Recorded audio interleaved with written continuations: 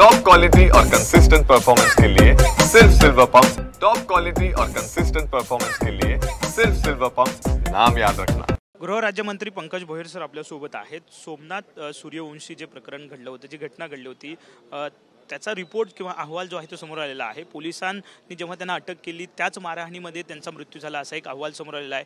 पोलिसांवर ठपका कुठेतरी ठेवण्यात आला। प्राप्त अहवालावर सखोल चर्चा करून जे कोणी याच्यामध्ये दोषी असतील निश्चितपणे त्यांच्यावर कारवाई करण्यात येईल। थेट पोलिसांवरतीच ठपका जो आहे तो त्या अहवालात आहे, कारण पहिले सर्वप्रथम सखोल चौकशी करण्यात येईल आणि चौकशीनंतरच अंतिम निष्कर्षापर्यंत शासन पोहोचेल।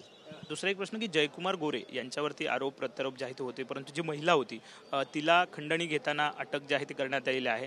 त्याकडे कसं बघताय? अशी प्रकरणं जी आहेत ती मोठ्या प्रमाणात वाढत चाललेली पाहायला मिळतात।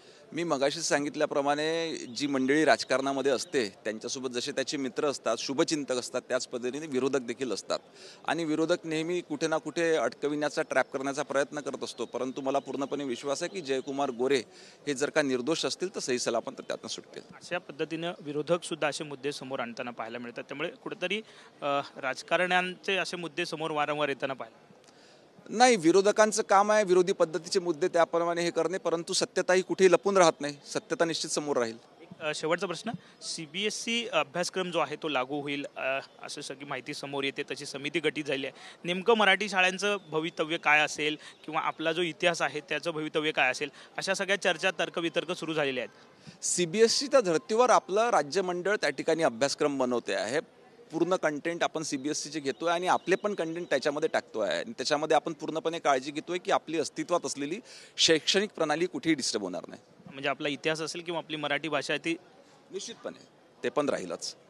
साहजिकच आहे। पंकज भोयर सर आपल्या सोबत होते, त्यांनी म्हटलेलं आहे की रामनाथ सूर्यवंशी जे सोमनाथ सूर्यवंशी जे आहेत त्यांच्या बाबतीत जे कोणी पोलीस दोषी असतील त्यांच्यावरती कठोर कारवाई जी आहे ती केली जाईल। कॅमेरामन संतोष कदमसह विनायक डावरुंग, TVN मराठी, मुंबई।